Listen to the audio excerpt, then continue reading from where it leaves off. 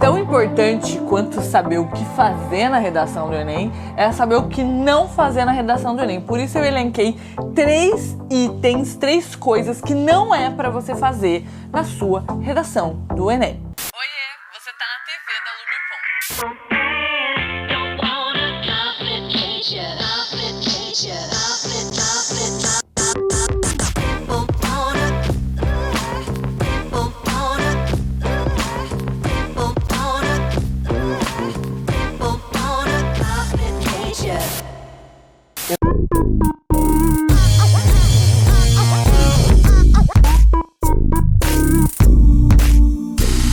Eu sou a Luma, também conhecida como a fada da redação, e eu tô aqui hoje pra te livrar de 3 ciladas da redação, sabe? 3 coisas que talvez você esteja fazendo, mas que não é uma boa ideia fazer. Uma coisa boa a não se fazer é tomar água do lado de um iPad, assim, ó, falando e balançando o copo. Não, você tá falando e o negócio balançando assim. Não, Luma! Você é louca, me tá chegando pertinho. Fazer redação sem tomar água. Se você tá fazendo isso, tá fazendo errado. Eu vou te dar uma dica extra.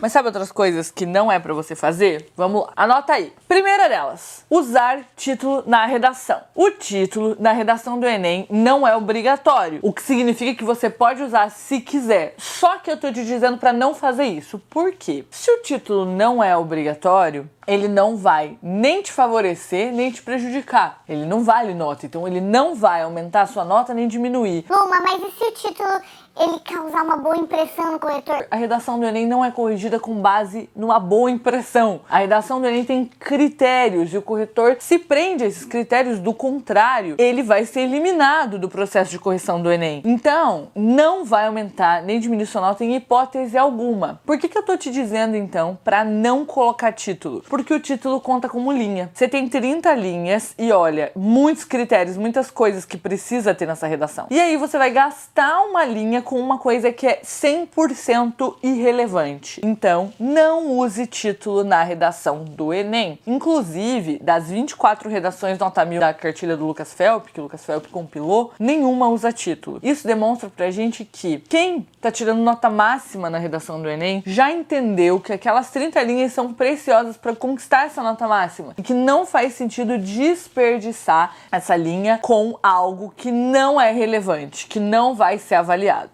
Então, assim, eu sei que você tá acostumada a ter que colocar título na redação. Na escola era assim. E em provas antigas também era assim, como concursos, vestibulares. Mas as coisas têm mudado por aqui. E no Enem, especificamente, não use título. 2. Começar a sua redação com atualmente, ou nos dias de hoje, ou no mundo de hoje. Por que eu não quero que você faça isso? Primeiro, me conta, você já fez isso na sua redação? Se você já fez, tá tudo bem. Você não sabia. A gente não tem como se responsabilizar pelo que a gente não sabe. Mas a partir desse vídeo eu preciso te dizer que isso é um erro. Por que é um erro? Começar com atualmente, nos dias de hoje, nos tempos atuais, no mundo de hoje, é um início, é uma introdução muito senso comum. É uma introdução feita de forma claramente improvisada pela falta de uma estratégia melhor e acima de qualquer coisa. Não é uma estratégia utilizada em redações nota 1000. Se a gente deseja ir bem no Enem, a gente precisa modelar quem já tá no lugar onde a gente quer estar, que é esse lugar de um notão na redação. E acontece que, quando a gente começa com atualmente, nos dias de hoje, no mundo de hoje, nos tempos atuais, a gente tá começando nossa redação de forma não intencional. E como eu já te falei, tem muitas coisas a serem avaliadas em 30 linhas, então a gente precisa aproveitar esse espaço da forma mais estratégica. E essa definitivamente não é uma forma estratégica. Começar a redação contextualizando é começar de uma forma morna, sendo que você já está sendo avaliado desde a primeira palavra que você coloca na redação. Então o que eu recomendo no lugar disso? Que você comece a sua redação com uma coisa chamada estratégia de abertura. Estratégia de abertura é uma estratégia para abrir o seu texto. E existem várias estratégias de abertura de textos dissertativo argumentativos, só que no Enem existem as que melhor funcionam, que é começar a sua redação com repertório. Repertório repertório é conhecimento sociocultural, conhecimento de outras áreas do saber. E talvez você não tenha repertório para começar hoje, mas eu vou te ajudar com isso aqui no meu canal. Então você pode já se inscrever, ativar o sininho, assistir a outros vídeos por aqui para você aprender uma forma muito mais estratégica de começar a sua redação, modelando as redações nota 1000. Começar a sua redação com atualmente é algo muito antigo, muito cringe, tá?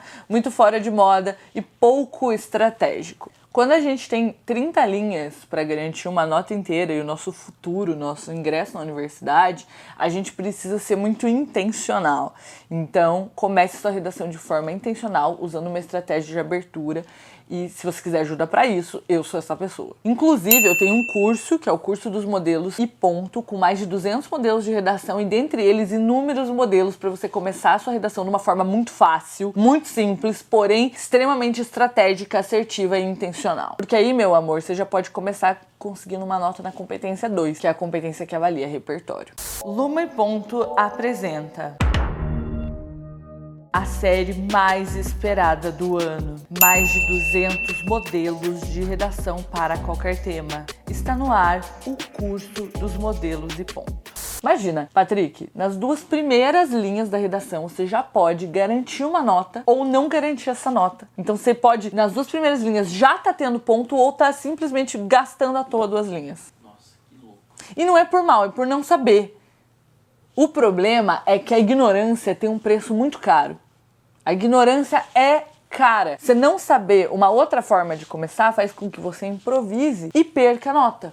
E esse é um preço que eu acho que você não está disposto a pagar. A terceira coisa que você não deve fazer na sua redação é construí-la com base em 3 parágrafos apenas. Volta e meia eu recebo a seguinte pergunta: Luma, eu posso fazer 3 parágrafos da minha redação? Por quê? A estrutura, macroestrutura, estrutura maior de um texto dissertativo argumentativo tem 3 partes: introdução, desenvolvimento e conclusão. O que a gente pensa? Que é muito lógico fazer 3 parágrafos, um para cada. Acontece que dessas 3 partes, o desenvolvimento precisa conter 2 argumentos. Isso em todo e qualquer texto de opinião. Pelo menos 2 argumentos. Na redação do Enem, apenas 2 argumentos, mas em outros gêneros, pelo menos 2. Porque, pensa assim comigo, acompanha esse raciocínio. A redação do Enem é um texto de opinião. O objetivo de qualquer texto de opinião é convencer o leitor de uma tese. Como é que eu vou convencer o leitor da minha tese com um argumento apenas? E se o leitor refuta esse argumento? Me dá uma resposta que faz o argumento cair por terra. Eu não tenho mais nenhum outro argumento. Por isso que não existe um texto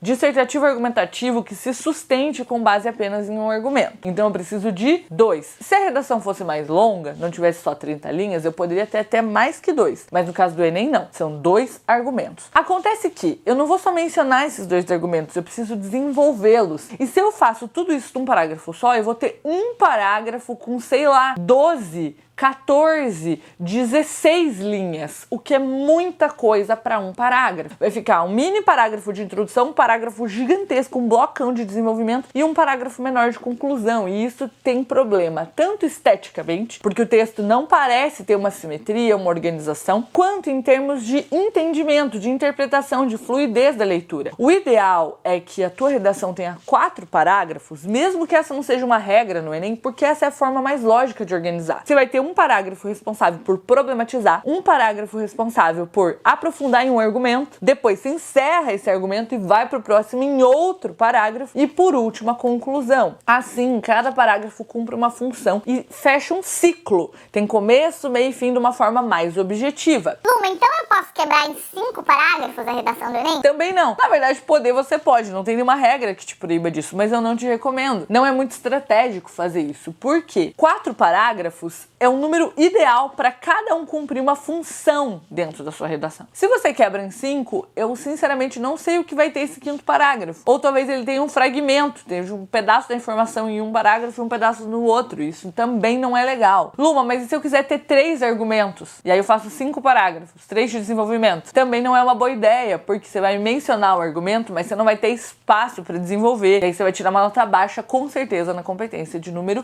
3. Agora eu quero saber, você já sabe 3 coisas que você não pode fazer. Eu quero saber que outras coisas você tem essa dúvida, tipo, nossa, Luma, será que eu posso ou não posso? Você vai colocar aqui nos comentários e eu vou responder um por um, dizendo se pode ou se não pode. Então vamos combinar assim, ó, você vai colocar aqui qualquer dúvida de redação que comece com Luma, eu posso, e aí faz sua pergunta, e eu vou responder só com pode ou não pode, aqui embaixo. E aí você aproveita também para consultar as dúvidas dos colegas, que muitas vezes podem ser as suas.